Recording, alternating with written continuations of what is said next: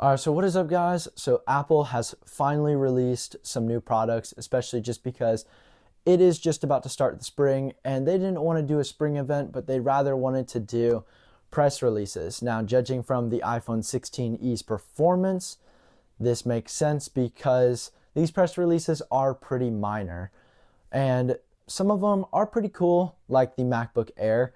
And so let's talk about it. So first of all, the MacBook Air has finally gotten the M4 chip.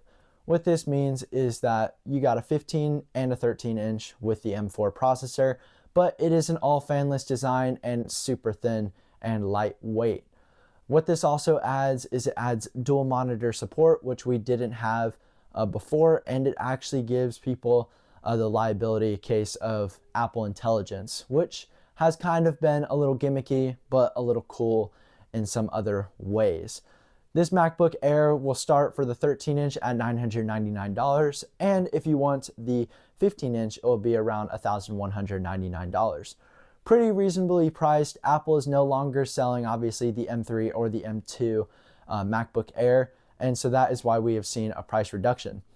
This upgrade is kind of only meant for people who have an M1 MacBook Air, just because M2 and M3 are kind of minor to upgrade unless you are a heavy Apple Intelligence user and you want to take advantage of quicker Apple Intelligence thoughts, because it has thoughts now, or you just want a little bit of extra processing power and you want that dual monitor support. The new color this year is actually sky blue, which I gotta say is going to be my fan favorite.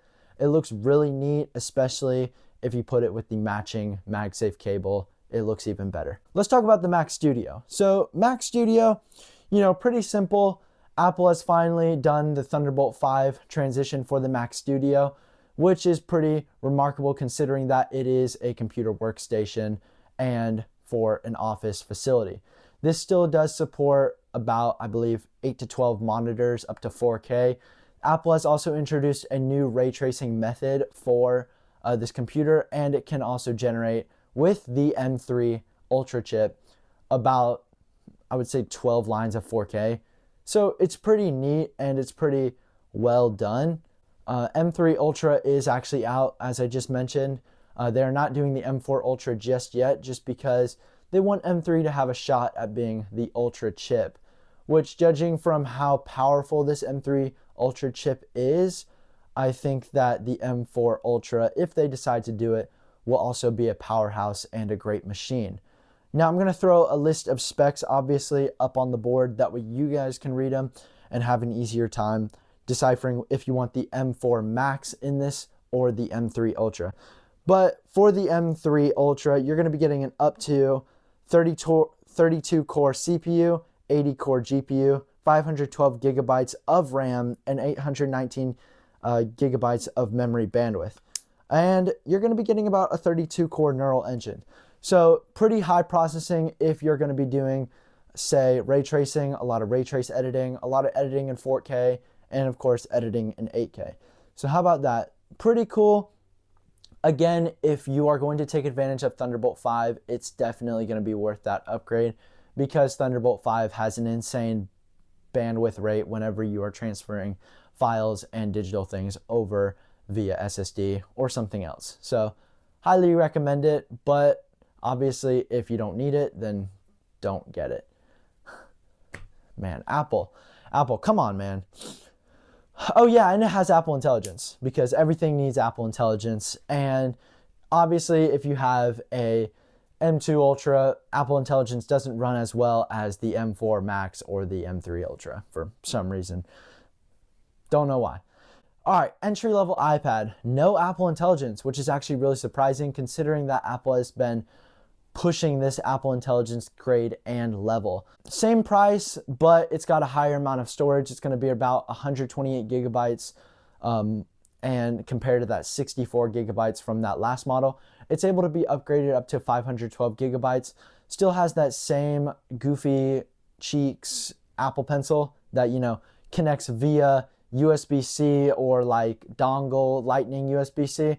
So still has that janky setup, but it is an iPad that is entry level, and it does have a little bit more base storage. So I guess that's a win for the average consumer.